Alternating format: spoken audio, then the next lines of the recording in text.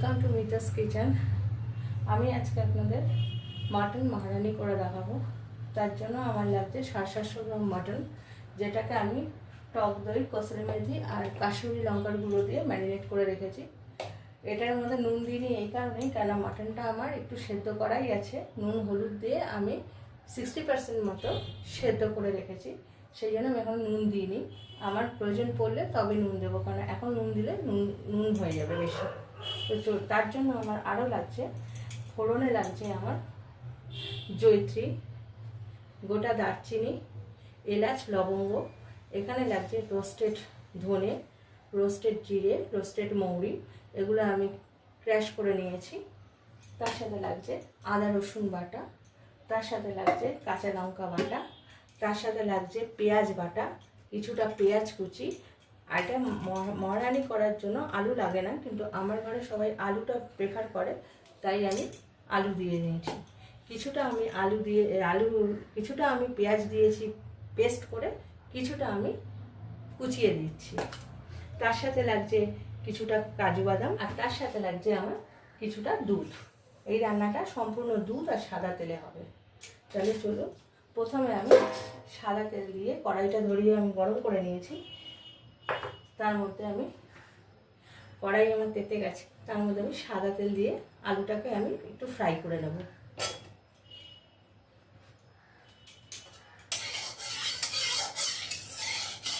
আর তার সাথে আমার লাগছে কিছুটা চিলি ফ্লেক্স।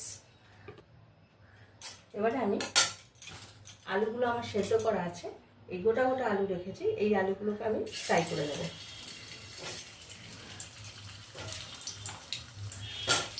আর ফোড়নে তার সাথে লাগছে গোটা শুকনো লঙ্কা, আমি দুটো গোটা শুকনো লঙ্কা ফোড়নে দেবো তার সাথে।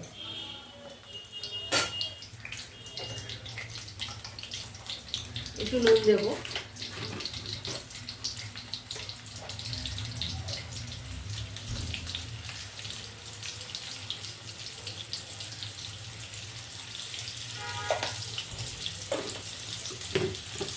একটু হলুদ দেবো,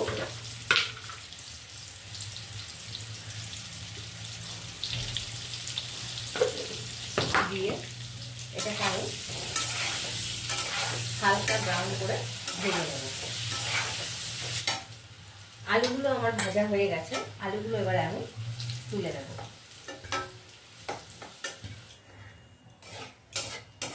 আমি এই তেলের মধ্যে দারচিনি, এলাচ, লবঙ্গ, জয়িত্রী, আর তার সাথে আমি দুটো তেজপাতা, দুটো শুকনো লঙ্কা, তেজপাতা দিয়ে দেব।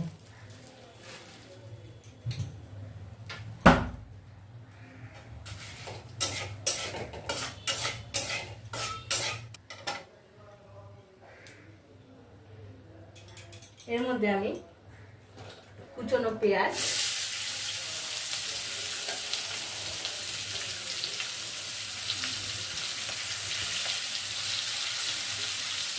দিয়ে এর মধ্যে আমি একটু লবণ দেব, যাতে পেঁয়াজটা নরম হয়ে যায় তাড়াতাড়ি।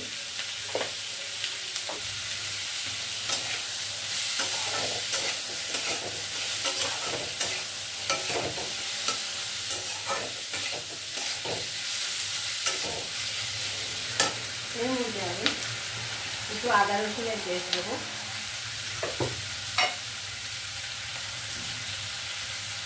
এই ছোটো চামচে 2-2.5 চামচ আমি আদা রসুন পেস্ট দিলাম, কেননা চিকেনে সবসময় আদা রসুন কম দিলেও চলে, কিন্তু মাটনে একটু আদা রসুনটা বেশি খাটে, তা না হলে একটা আষ্টে গন্ধ আসে।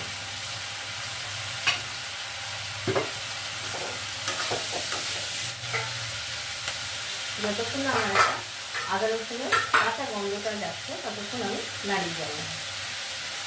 তার মধ্যে আমি কিছুটা লঙ্কা বাটা দেবো, ঝাল যে যেমন বুঝে খাবেন।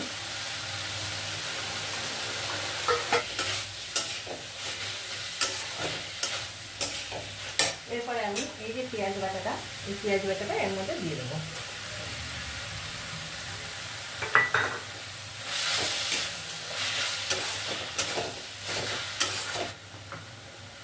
এর মধ্যে আমি আরেকটু সাদা তেল দেবো।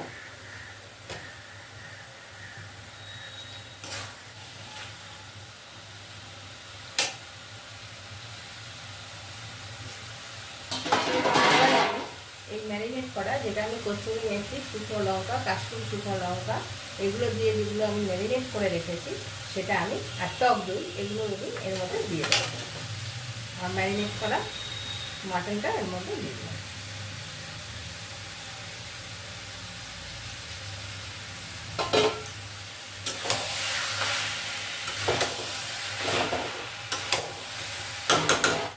এটাকে এবার আমি ঢাকা দিয়ে দিয়ে করবো। যদিও আমার 60% সেদ্ধ করা আছে মাটনটা, তাও ঢাকা দিয়ে দিয়ে আমি এটাকে কষিয়ে নেব।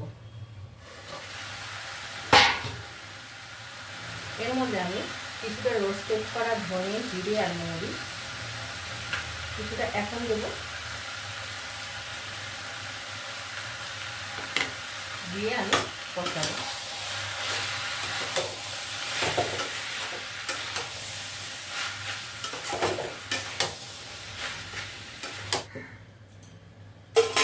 এখানে আমি দুধটা একটু গরম করে নিয়েছি। এবারে গ্যাসটা আমি অফ করে দেবো। এই দুধের মধ্যে আমি যে কাজুটা পেস্ট করে নিয়েছিলাম সেই কাজুটা আমি মিশিয়ে নেব।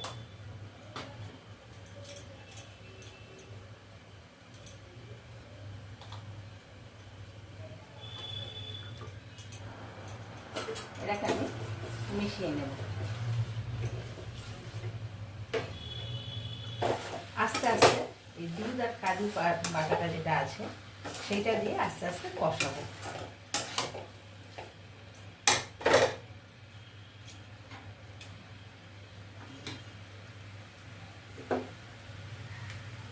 অল্প অল্প দুধ দেবো আর কষাবো।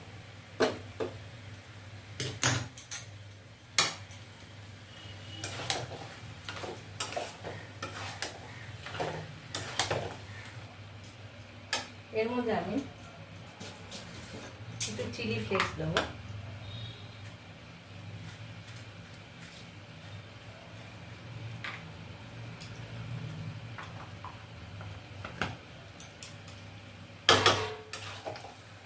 এই চিলি ফ্লেক্সটা আমার দোকানের কেনা, আপনারা চাইলে বাড়িতেও তৈরি করে নিতে পারেন।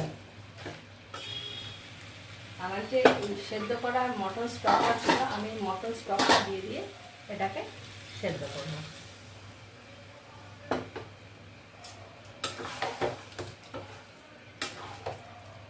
আমি এখানে একটু নুন দেব।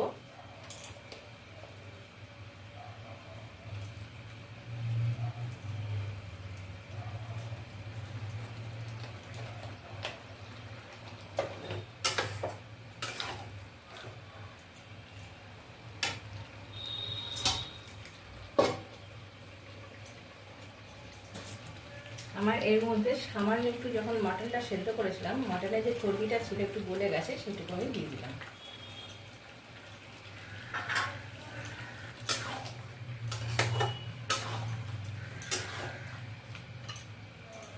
এবারে এটাকে আমি আবার ঢাকা দিয়ে দিয়ে, যে আমি প্রেসারে দিলে এতক্ষণ হয়ে যেত, যেহেতু আমি কড়াইতে করছি একটু টাইমটা বেশি লাগছে।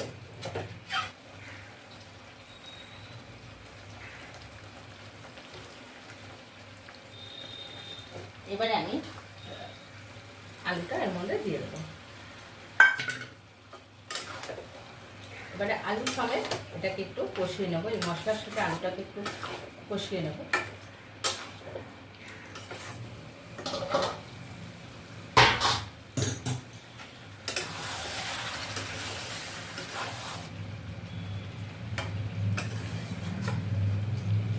এবারে আমি এই যে দুধটা, কাজু সমেত যে দুধটা, এটা আমি ওর মধ্যে দিয়ে দেবো।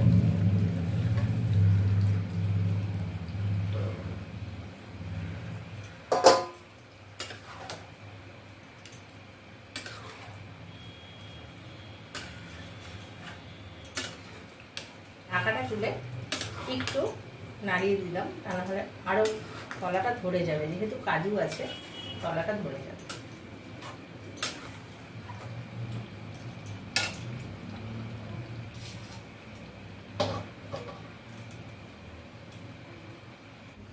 আমার মাটন মহারানিটা হয়ে গেছে। আমি যেহেতু আগে 3টে সিটি দিয়ে রেখে দিয়েছিলাম, ভেবেছিলাম যে হয়ে যাবে, কিন্তু দেখা যাচ্ছে যে প্রপার সেদ্ধটা হয়নি, বয়েলটা হয়নি। আমাকে বাধ্য হয়ে কুকারে দিতে হয়েছে। সেই জন্য আমি কুকারে আর 2টো সিটি মেরেছি, তাতেই আমার হয়ে গেছে। তার সাথে আমি যে রোস্টেড করা আমার ধনে, জিরে আর মৌরি ছিল, সেটা নামানোর আগে দিয়েছি, আর ঘিটা আমি নামানোর আগে দিয়েছি। এই আমার মাটন মহারানি। ভিডিওটা আপনাদের ভালো লাগলে লাইক করবেন, শেয়ার করবেন, সাবস্ক্রাইব করবেন। ধন্যবাদ।